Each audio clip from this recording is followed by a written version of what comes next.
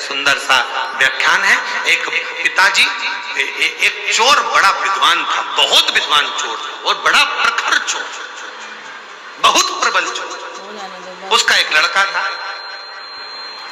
और चोर भी बड़ा दमदार चोर था, क्वालिटीवान चोर। और उसका एक लड़का था, लड़का चोरी करना नहीं जानता था, तो पिताजी ने लड़के को चोरी करना सिखाया, उसको भी अच्छा क्वालिटीवान चोट्टा बनाया। तो कह दिया कि अवतार बाबूजी वीआईपी चोर, एकदम जोरदार चोट्टा, अच्छा बना।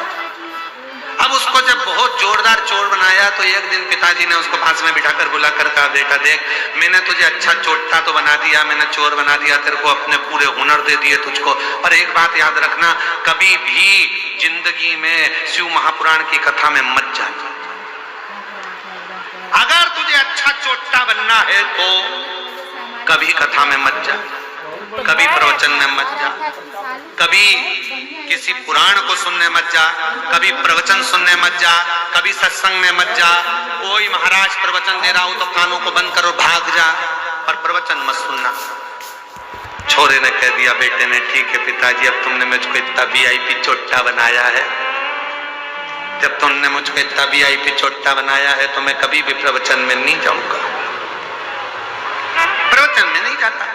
एक बार उसने विचार करा कि राजा के महल में आज चोरी करना, जा ही रहा था, इतने में रास्ते में बहुत सारी भीड़ हो रही थी, खड़ा हो गया, क्या हुआ किसी ने नहीं बताया, प्रवचन चल रहा था, उसके कानों में शब्द पहुंच गया कि मनुष्य की देह मिली है और जिंदगी अगर अच्छी जीना है तो सत्य बोलना चालू करो, और जिसका खाया है उसको धोखा मत दो, और उसके साथ में कभी गलत मत करो। बस ये दो चीज उसके कानों में पड़ी, उसने कान बंद करा, भाग गया।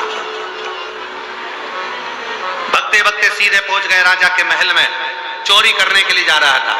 उसने मन में सोचा, पिताजी के अनुसार तो मैं अच्छा चोट्टा बन गया, पर महाराज प्रवचन दे रहा था इतना बड़ा, एक बार उसकी भी सुन के देखते हैं जरा। और जैसे ही दरवाजे पर पहुंचा, आज कहा महाराज की वचन याद करके जाता हूं, देखता हूं कैसे होता है। तो अंदर गया, दरवाजे के द्वारपालों ने रोक दिया, कौन हो तुम?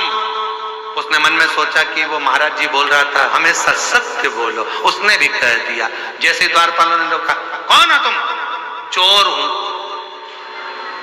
क्या करने जा रहे हो? चोरी।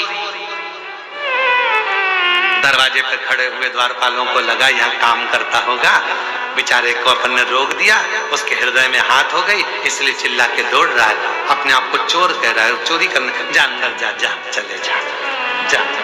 वो अंदर चले गया। उसने मन में सोचा, मैंने बोला मैं चोट्टा हूं, मैं कह रहा हूं कि चोरी कर रहा हूं, तो भी मुझे अंदर जाने दिया। अंदर पहुंच गया। अंदर जाके उसने बहुत सारा धन देखा, झोले में भर लिया, थैले में भरा, बैग में भरा, चला। भूख लगी, इसने सोचा पास में रसोई घर है, जरा देख लो। रसोई घर में गया, अच्छा अच्छा खाने को मिल गया, खा गया। खाने के बाद झोला उठाने वाला था, इतनी देर में याद आया कि वो महाराज प्रवचन में कह रहा था, जिसका खाओ उसको धोखा मत दो, जिसका खाओ उसके साथ कभी गलत मत करो। और मैं गलत नहीं करूंगा, आज तुम्हें रख के ही जाऊंगा। भरा हुआ सोने का झोला वहीं रख दिया, जाने लगा। जैसे दरवाजे पर पहुंचा तो द्वारपालों ने रोक लिया, क्यों रे चोटे, तू तो चोरी करने गया था, माल नहीं लाया? कहने लगा, नहीं, हम जिसके घर का खाए हैं उसका घर का बजा है, हम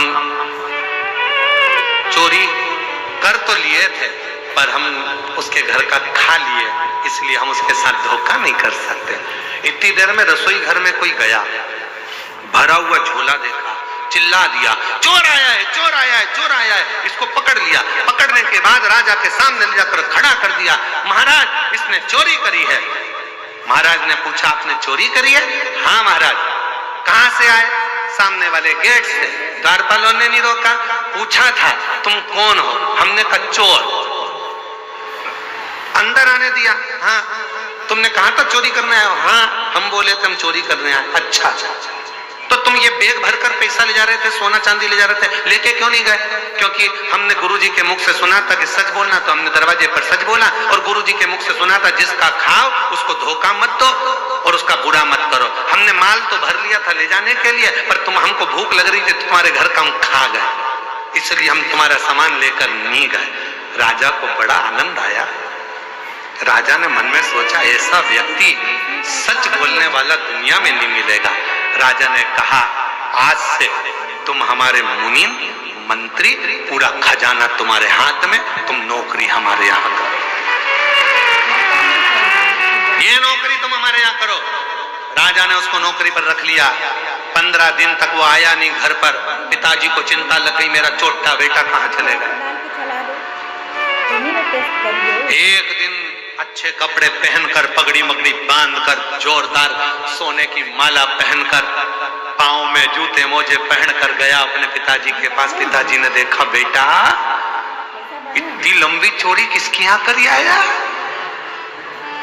बेटा कहता है पिताजी चोरी नहीं करी है, एक महाराज का प्रवचन सुन लिया था, सत्य बोलो, जिसका खाओ उसको धोखा मत दो, उसका कभी गलत मत करो।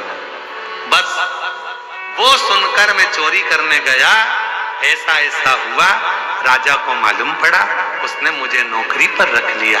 पिताजी जितनी चोरी करता था, जूते खाता था, उससे अच्छी इज्जत की नौकरी आज राजा ने मुझे दे दी। करोड़ों का धन मेरे हाथ के नीचे है पिताजी। केवल थोड़ी सी देर की शिव पुराण की कथा सुन ली थी, जिससे आज मैं राजा का मुनीम बन गया। यदि पूरी कथा सुन लेता तो शायद राजा ही बनकर बैठ जाता। ये कथा है, ये प्रसंग अच्छा श्रेष्ठ शिव की कृपा से ये कथा कहीं ना कहीं काम आएगी, कहीं ना कहीं मिलेगी, कहीं ना कहीं प्राप्त होगी। भोजन करते समय थाली में बाल आ जाए, भोजन करते समय